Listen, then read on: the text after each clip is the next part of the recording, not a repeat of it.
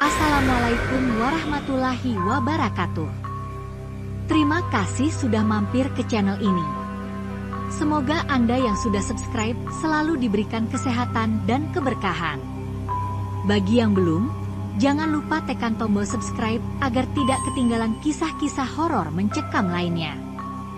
Kali ini, kami akan menyajikan cerita yang dijamin bikin bulu kuduk merinding. Dengarkan sampai akhir, karena setiap detiknya penuh misteri yang tak terduga. Selamat menyaksikan. Aku tidak pernah menyangka akan kembali ke rumah tua itu. Rumah yang berdiri di sudut desa, terlupakan oleh waktu, dan menyimpan cerita tragis yang mengubah hidup banyak orang. Warga setempat menyebutnya rumah berdarah. Sebuah tragedi yang terjadi puluhan tahun lalu membuat rumah itu menjadi legenda kelam yang dibicarakan dengan bisik-bisik penuh ketakutan. Aku masih ingat malam itu, malam ketika hujan deras mengguyur, dan petir terus menyambar seperti amarah langit. Aku, bersama dua temanku, Rian dan Nisa, memutuskan untuk menyelidiki kebenaran tentang tragedi yang melibatkan keluarga pemilik rumah. Banyak cerita yang beredar, mulai dari pembunuhan massal hingga ritual gelap yang berakhir dengan kutukan. Namun, satu hal yang pasti, siapapun yang memasuki rumah itu tidak pernah kembali seperti semula. Ketika kami tiba, rumah itu terlihat seperti monster yang mengintai dalam gelap. Jendelanya yang pecah dan pintu kayunya yang lapuk menambah aura mengerikan. Aku bisa merasakan hawa dingin yang menusuk, meskipun malam itu tidak berangin. Dengan senter yang kami bawa, kami melangkah masuk. Lantainya berderit di bawah kaki kami, seolah-olah rumah itu menyadari kehadiran kami dan tidak menyukainya. Di dalam, bau apek bercampur dengan sesuatu yang aneh, seperti bau besi yang tajam. Aku menyorotkan senter ke lantai dan berhenti. Ada noda merah yang memanjang seperti garis, melintasi lantai kayu. Rian mencoba bercanda untuk menghilangkan ketegangan, mungkin ini hanya cat yang bocor. Tapi suaranya gemetar, dan kami semua tahu dia tidak percaya pada ucapannya sendiri. Kami mengikuti jejak itu, yang mengarah ke ruang tengah. Di sana, ada sesuatu yang membuat kami semua membeku. Sebuah meja tua berdiri di tengah ruangan, dan di atasnya ada pisau karatan yang menancap di kayu. Di sekitar pisau, ada noda merah gelap yang sudah mengering. Rasanya seperti sisa dari sesuatu yang mengerikan. Nisa memegang lenganku, berbisik, kita nggak seharusnya ada di sini. Tapi sebelum aku sempat menjawab, suara langkah kaki terdengar dari lantai atas. Langkah itu berat, seperti seseorang yang menyeret kakinya. Kami bertiga saling berpandangan, tak ada yang berani berbicara. Aku mencoba meyakinkan diriku bahwa itu hanya tikus atau mungkin kayu yang melengkung karena usia. Namun, langkah kaki itu tidak berhenti. Bahkan semakin mendekat, bergerak menuju tangga. Aku menyorotkan senter ke arah tangga, dan di sana aku melihatnya, sesuatu yang membuat napasku tersengal. Di atas tangga, ada sosok gelap berdiri. Sosok itu tampak seperti bayangan, namun aku bisa merasakan tatapan dinginnya menusuk langsung ke arah kami. Nisa mulai menangis pelan, sementara Rian mencengkram bahuku erat. Aku ingin berteriak, ingin lari, tapi tubuhku terasa kaku. Sosok itu tidak bergerak, hanya berdiri di sana, mengawasi kami. Dalam keheningan itu, aku mendengar suara berbisik, samar namun jelas. Suara itu berkata, "Kenapa kalian datang ke sini?" Suara itu menggetarkan tulangku, membuat rasa takut yang luar biasa menguasai pikiranku. Aku tidak tahu dari mana keberanian itu muncul, tapi aku menarik Nisa dan Rian, lalu berlari keluar rumah tanpa menoleh ke belakang. Kami tidak berhenti sampai kami mencapai jalan utama. Napasku tersengal-sengal, dan jantungku berdebar kencang. Namun, ketika aku menoleh ke belakang, aku melihat sesuatu yang membuat darahku membeku. Di jendela lantai atas, sosok itu masih berdiri, mengawasi kami pergi. Tatapannya terasa seperti peringatan. Peringatan bahwa kami telah melangkah terlalu jauh. Setelah kejadian itu, aku berusaha melupakan apa yang kami alami di rumah tersebut. Namun, seaneh apapun aku mencoba menepisnya, bayangan malam itu terus menghantui pikiranku. Tatapan sosok di jendela lantai atas seolah tertanam di dalam benakku, seakan memperingatkan bahwa aku tidak akan pernah benar-benar bebas. Aku mulai merasakan hal-hal aneh di rumahku. Malam pertama setelah pulang dari rumah berdarah itu, aku mendengar suara langkah kaki di luar kamarku. Langkah itu sama persis dengan yang kami dengar di rumah tua itu, berat dan menyeret. Aku berusaha meyakinkan diriku bahwa itu hanya halusinasi akibat kelelahan. Namun, ketika aku membuka pintu kamar, lorong rumahku kosong. Hal yang sama terjadi malam berikutnya, tetapi kali ini lebih mencekam. Aku mendengar pintu kamarku berderi terbuka perlahan. Aku memaksa diriku untuk tidak membuka mata, namun aku merasa ada sesuatu yang berdiri di samping tempat tidurku. Nafasku tercekat. Rasanya seperti ada seseorang yang mengamatiku dalam kegelapan. Puncaknya terjadi pada malam ketiga. Aku terbangun dengan keringat dingin, merasa seperti ada yang menekan dadaku. Ketika aku membuka mata, aku melihat bayangan hitam berdiri di sudut kamar. Bayangan itu tidak bergerak, tetapi aku bisa merasakan tatapannya. Tubuhku membeku, tidak bisa bergerak. Aku mencoba berteriak, tetapi suaraku tidak keluar. Aku hanya bisa memejamkan mata, berharap bayangan itu menghilang. Keesokan harinya, aku menelepon Rian dan Nisa. Aku ingin memastikan apakah mereka juga mengalami hal yang sama.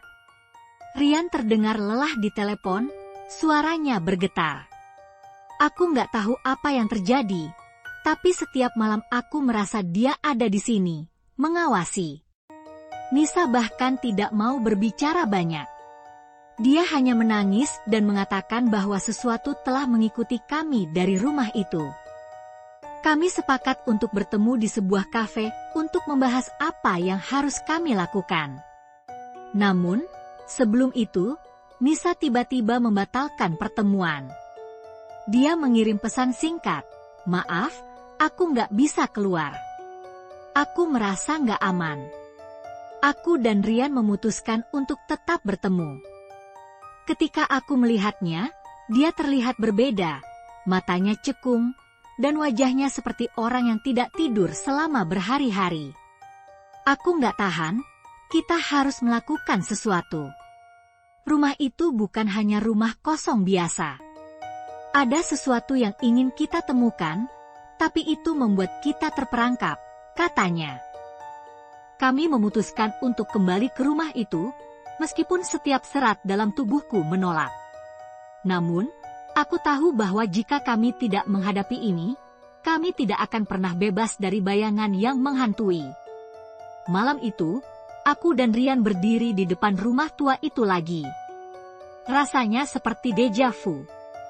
Hanya saja, kali ini udara terasa lebih berat, dan hawa dingin yang menusuk lebih mengerikan dari sebelumnya. Kami membawa lebih banyak perlengkapan, lampu senter tambahan, kamera, dan bahkan garam, meskipun kami tidak yakin apa gunanya. Ketika kami masuk, suasana di dalam lebih mencekam daripada sebelumnya. Rumah itu seolah hidup, bernafas dengan pelan. Lantai yang berderit dan suara samar seperti bisikan membuat bulu kuduku berdiri. Kami menuju ruang tengah, tempat jejak darah dan pisau karatan yang kami lihat sebelumnya. Namun, kali ini semuanya berbeda. Jejak darah itu telah memudar, dan meja yang sebelumnya ada di tengah ruangan hilang.